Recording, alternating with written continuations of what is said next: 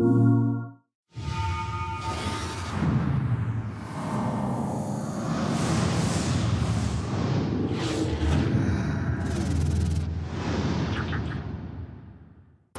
and welcome to Access, your weekly guide to everything PlayStation.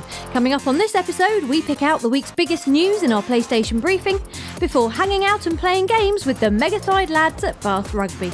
And we travel to London to take part in a Secretive Resistance-themed live theatre event. But first, get the Kleenex ready and set your emotion dials to nostalgic for our game of the week. It's the Ico and Shadow of the Colossus collection.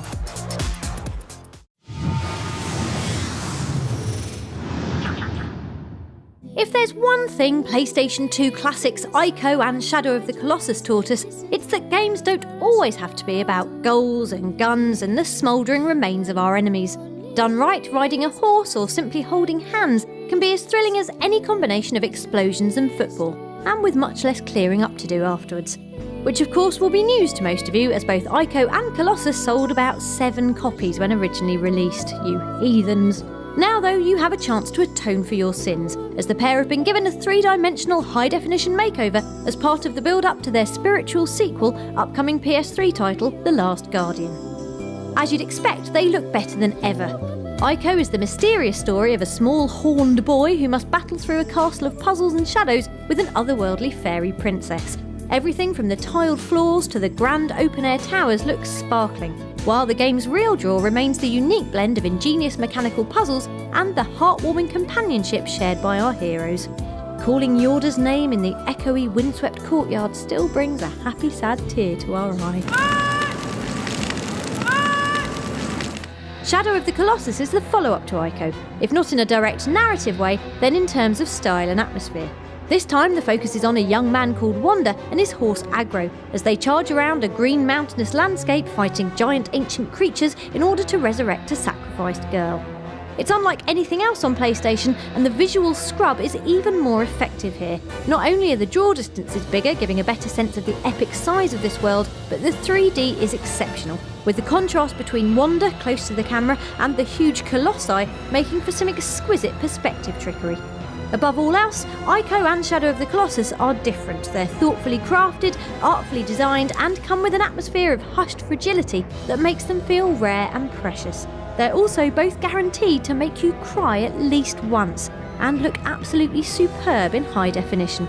So, it's a must-buy, not least so that if anyone ever tries to tell you that games can't do art, you can grab them forcefully by the shoulders and make them eat the box of this superb collection. For Yorda!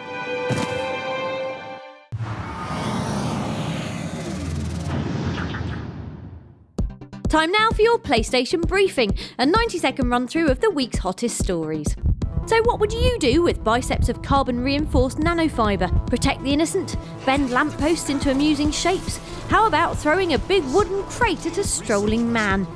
High-spec shooter Crysis, dropping onto PSN next month, chooses option 3.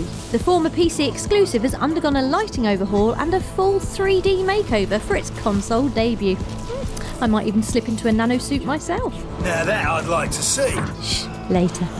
Snake! Snake! Oh, for the love of convoluted plotlines, stop jumping off stuff. Although jumping onto PlayStation Vita is fine, which is exactly what the Metal Gear Solid HD collection has gone and done, as announced by Hideo Kojima himself at the Tokyo Game Show. It's not just the pixel count of Snake's Tash that's been improved either. Now you can finally earn trophies for your stealthy escapades. Make sure to check back next week for an info-crammed TGS blowout. On to hot transfer news, namely Pro Evolution Soccer 2012 ditching poster boy Lionel Messi in favour of Real Madrid's well-oiled goal machine Cristiano Ronaldo. Apparently the Portuguese winger embodies the spirit of the new Pez. We're guessing they mean the huge goal boots rather than all the preening and diving. That was your PlayStation briefing. We'll be back with more freshly baked news cakes next week.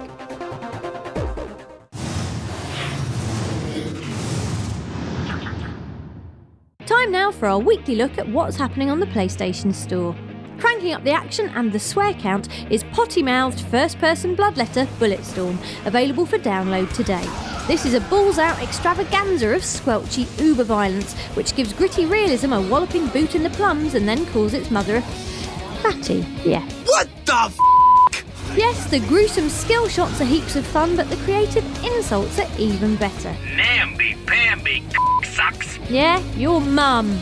Replacing cuss-heavy insults with trancey melody is Rhythm Action: A Child of Eden, which looks a lot like if someone unscrewed our heads and poured in a cocktail of boppy techno and lots of blue. It's available to download now and is the first game to let you blow up a whale made of disco lights with a PlayStation Move motion controller. The first of many, we hope.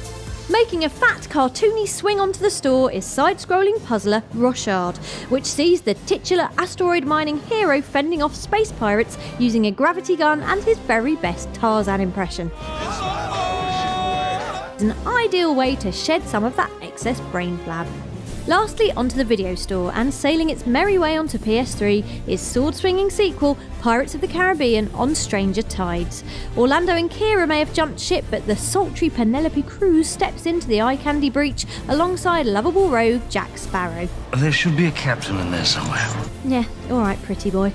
While On Stranger Tides may not scale the heights of the first Pirates movie, it's leagues ahead of the awful 2 and 3 and recaptures some of the original swash and yar.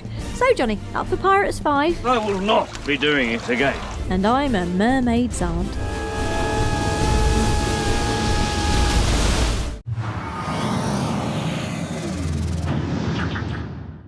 Just like that, Sweet Chariot to the Rugby World Cup is in full swing, and bulldozing its way towards your PS3 in rather timely fashion is Jonah Lomu Rugby Challenge. We put the game to the ultimate test by giving the players at Bath Rugby a try at the game. Try?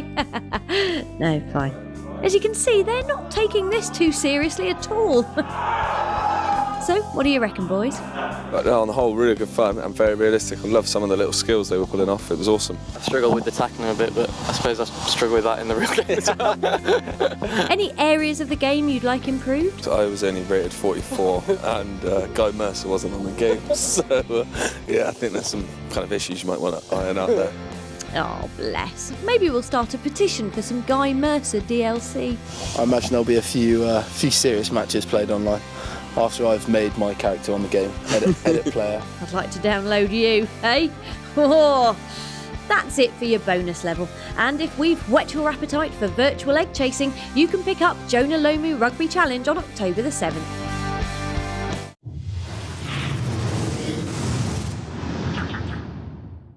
Welcome to Access All Areas, where this week we're in London for a very special Access Live event under Waterloo Station Arches. Here, eager PlayStation gamers were getting their hands on a collection of unreleased titles, including FIFA 12, Dark Souls and Ratchet & Clank All for One. While immersive theatre group Punch Drunk were pulling people from the crowd for a secretive interactive experience. Here's how it all went. It's good to play all the games. There's a big variety of games on offer, so you don't often get the opportunity to go and play games without queues. Journey was graphically beautiful. The gameplay was really fun. She's the gamer. Meanwhile, over by the dark depths of Punch Drunk's theatre event, we spoke to the group about what might be lurking through those doors. What we've always done in our shows is concentrated on the individual audience member and putting them within the show in some context. Our piece is a prequel to the third game. We can't really tell you what's going to happen to people because that would ruin the surprise. Find a way out of here. With our cameras confiscated at the door, we checked out the reaction of those who dared venture inside. It was terrifying. It was cool. I felt like I was part of the game. Like you see a guy rising up from a bed that you just walked past. I just had to scream. We had tasks to do, we had levels to complete. It was very much about teamwork, staying on the ball. I'm still shaking. Very mysterious. And another top night out at Access Live.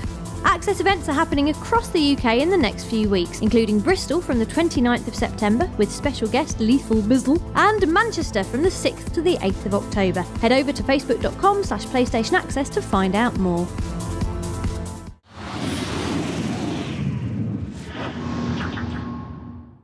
That's almost all we have time for this week, but before we go, here's a quick look at our favourite thing in tropical zombie nightmare Dead Island. Arm yourself with a hammer and successfully stove in the heads of 5, 10, 15 undead nasties without taking any damage, and you'll be rewarded with this. Do-do-do-do. Ba-dum, ba-dum. You can't touch this. Do-do-do-do. Ba-dum, Bam! Break it down, zombies, break it down. We'll see you next week. In the meantime, don't forget to head over to facebook.com/PlayStation Access for more Access content.